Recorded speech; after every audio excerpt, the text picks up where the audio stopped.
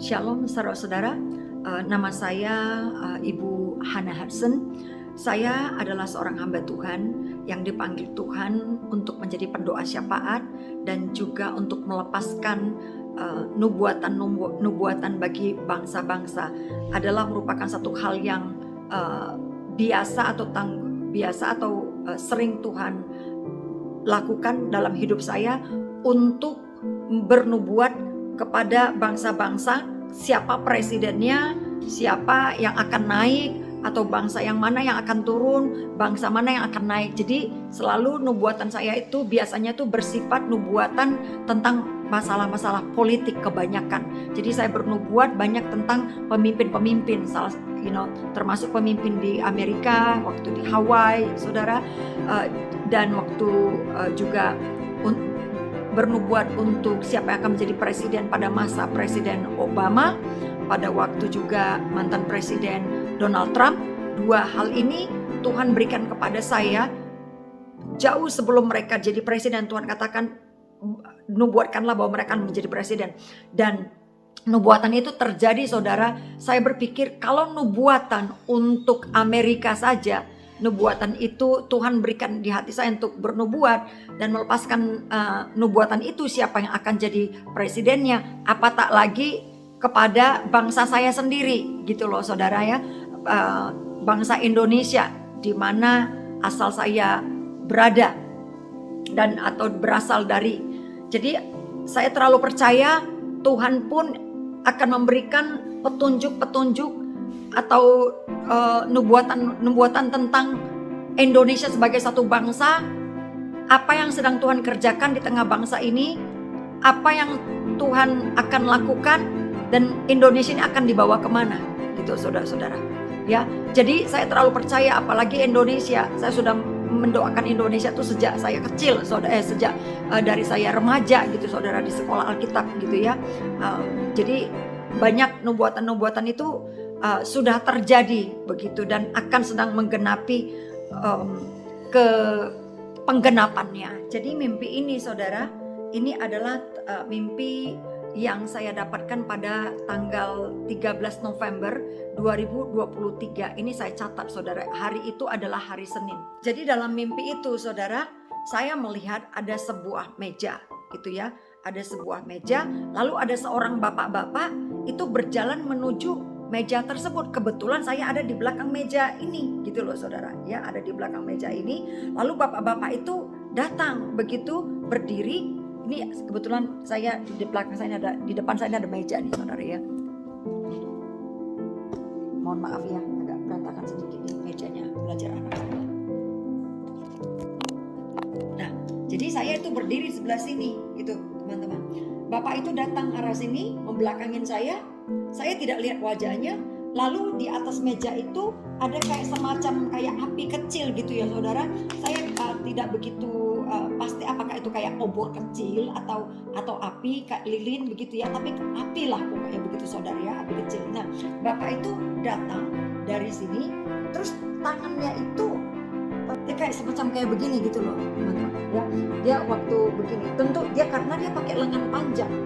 Ya, dia kayak menjangkau sesuatu itu dari dan melewati api ini. Nah, saya kan kaget respon gitu karena saya memang tipe orang yang kayaknya agak berhati-hati gitu. Jadi waktu saya lihat dia tangannya lengan melewati api begitu, terus saya langsung spontanis gitu ya, ngomong sama dia.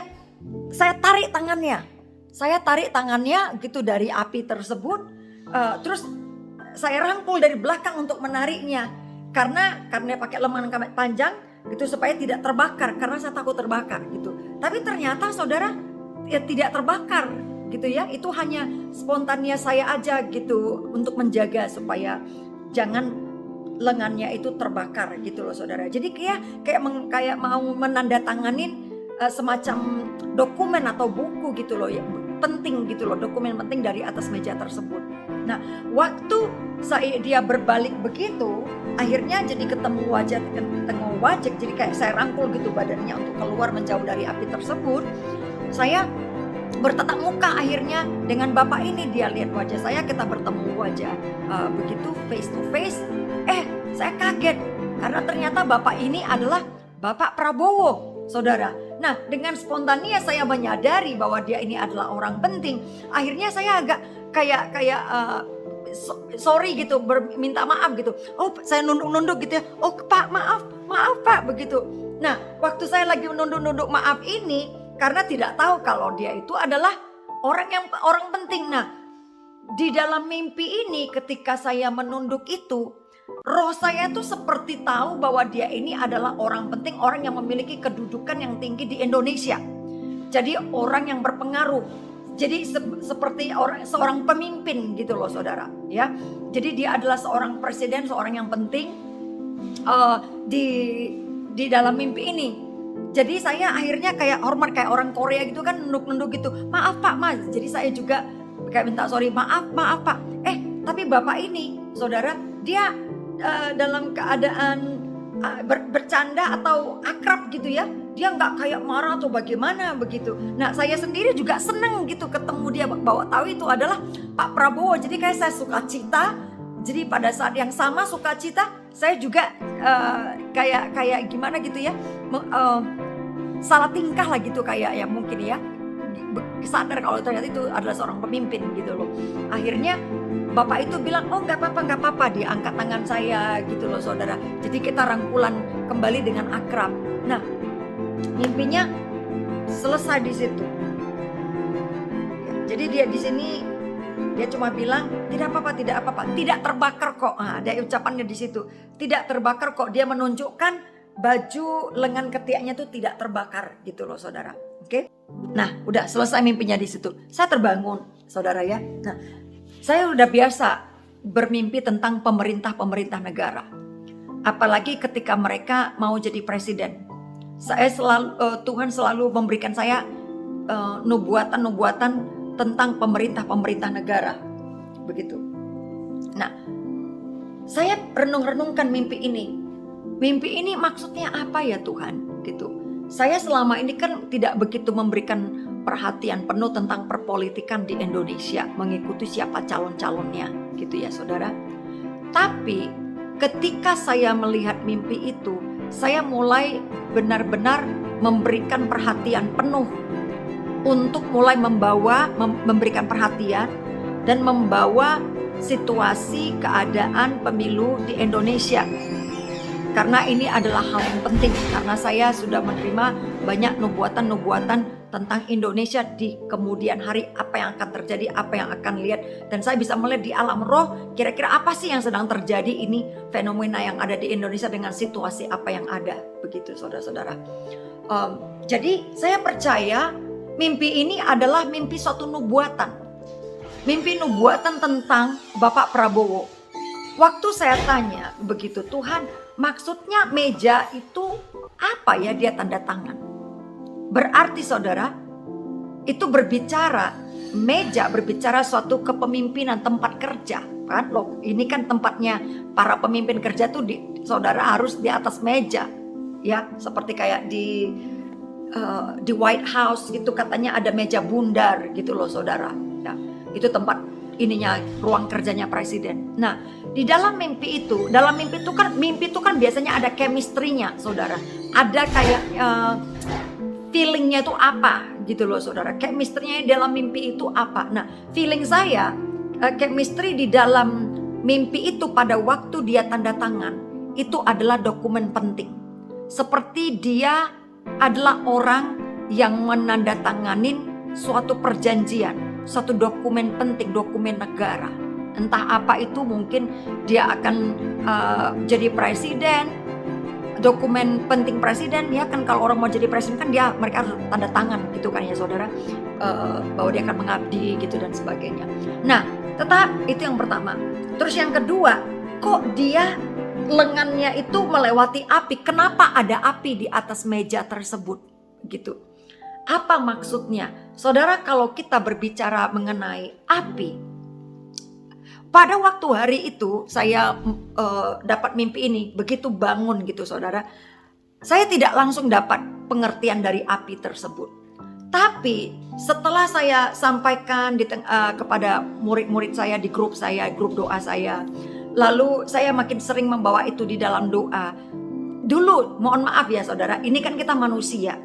Dulu juga masih muda waktu saya di Indonesia gitu loh saudara. Walaupun saya sudah menjadi pendoa, sudah ada nubuatan-nubuatan Indonesia, tapi karena saya ingat peristiwa 1998 itu saya ada di Indonesia. Bahkan saudara, saya pernah mengalami di antara kerumunan ribuan orang. Ketika ribuan orang itu menghancurkan McDonald, toko-toko, ruko-ruko yang ada di pinggir jalan di daerah wilayah Jakarta Pusat, kalau tidak salah wilayah dekat Roxy gitu loh saudara, sepanjang Roxy menuju ke kota begitu saudara. Saya ada di antara kerumunan itu saudara, ketika saya melihat orang-orang di sekeliling saya melemparin, masuk ke toko, merusak, menjarah saudara.